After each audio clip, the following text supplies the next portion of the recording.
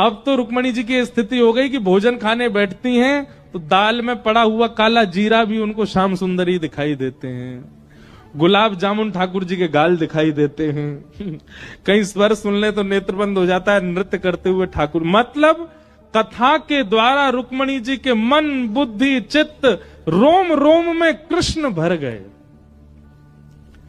अब तो चाह करके भी रुक्मणी जी उनका चिंतन नहीं छोड़ पाती। रात में स्वप्न भी श्री कृष्ण के आते हैं, उठती हैं तो श्री कृष्ण, चलती हैं तो श्री कृष्ण। कहां बताएं, कथा सुनते सुनते स्थिति ये हो गई कि स्वयं कभी कभी पीतांबरी पहन लेती हैं, सिर पर पाग बांध करके मोरपिच्छ लगा करके पत्रावली का श्रृंगार करती हैं, गौशाला जाती हैं, रुक्मणी जी स्वयं कृष्ण बन जाती हैं।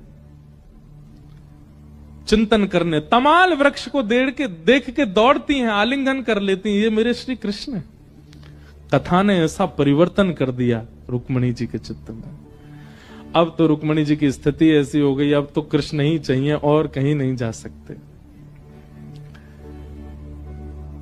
सब व्यास इकट्ठे हुए नारद जी के पास। नारद जी बोले मिशन सक्सेसफुल हो गया, काम हो गया, अब रुक्मणी जी ठाकुर जी से ब्याह करेंगे।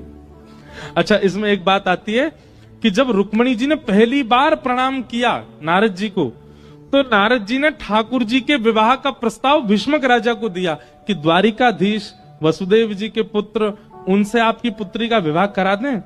तो जब रुक्मणी जी से पूछा गया तो रुक्मणी जी ने पहली बार में मना कर दिया। अब पता नहीं कैसे हैं, क्या हैं, हम कैसे।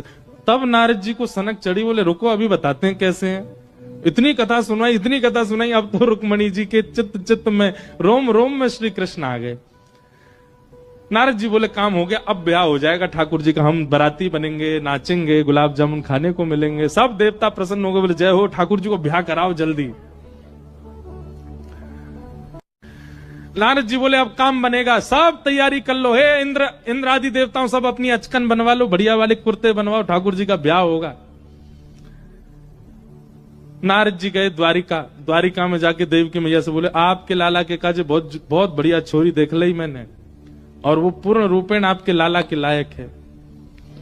रुक्मणी जी का जब रूप सौंदर्य और गुण वर्णन किया, ठाकुर जी वहीं बैठे थे। अब ठाकुर जी मना करने लगे, नहीं मैंने नहीं कर, मुझे नहीं करना ब्याह। नारद जी बोले जैसे तैसे मैंने वहां सब व्यवस्था बनाई, अब ये मना कर रहे हैं, रुक जाओ। फिर से व्यास बुलाए सबरे, और सब व्यास बोला अब जाने का प्रयास, अब सबरे कहां जाओगे, अब द्वारिका जाओ, और द्वारिका जाके रुक्मणी जी का रूप वर्णन करो। श्रीमद्